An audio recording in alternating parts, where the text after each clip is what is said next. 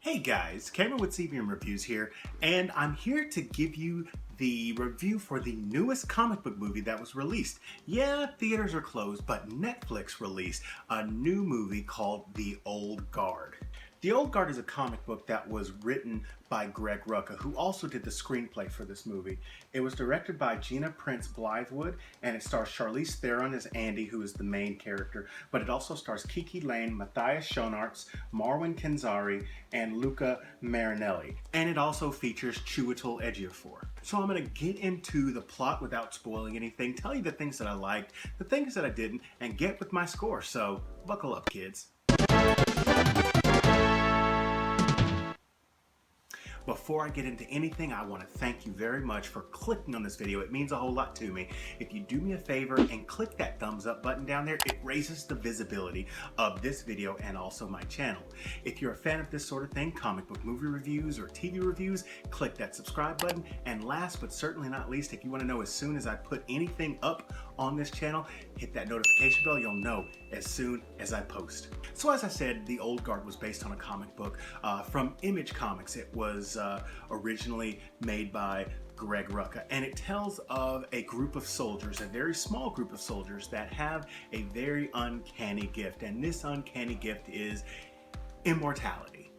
They cannot be killed for the most part. Like I said, I'm not going to spoil anything for you, but it also centers around a new recruit, Nile. This is who's played by Kiki Lane, and she's got all these questions and she's unsure, and the group kind of fills in the gaps and lets her know, it's like, this is what we do, this is how long we've lived. For the most part, Andy has lived so long she tends to forget. And there's also a guy whose name is Merrick, and he wants to find these soldiers of fortune and get as much information from them as he can for mainly monetary gain, and it's up to the Old Guard to stay out of sight or keep away from them, what have you. That's it in a nutshell without spoiling anything. And as far as I'm concerned, this movie is pretty entertaining. There are times where it feels a little slow, but that's really the biggest gripe that I have, and that would be a pacing issue. There are small moments that are very powerful, and then whenever you have those fast moments, those one-on-one fights, those can be very impressive. They're not going to be as bombastic as, say, a movie with 200 million behind it, but it does a good job for what it has. And you have good performances by pretty much everyone in this movie. The only performance that I really wasn't that big of a fan of is the guy who plays Merrick, who is the main bad guy in this. He was so stereotypically Weasley. And not like Ron Weasley, no, just like a weasel. Yes, he's the bad guy. Yes, you're not supposed to like the bad guy, but it just seemed a little bit ham-fisted. And that's really the only performance that I really didn't like. Charlize Theron is great as Andy, even though she wasn't my favorite. My favorite was actually the Joe and Nikki, the pair of them. They're part of the Old Guard, and they're actually a couple. And there's a line of dialogue that Joe has in it that it's really nice. I'm saying nice, and that's an understatement. It's powerful. And I've got quite a few gripes with the movie, but most of them are minor. Like I said, the bad guy just seemed a little bit ham-fisted in a Weasley sense. There is a slight twist towards the end of the second act that I kind of saw coming. And remember when I said like the one-on-one fights were really good and they really utilize the screen for what it is?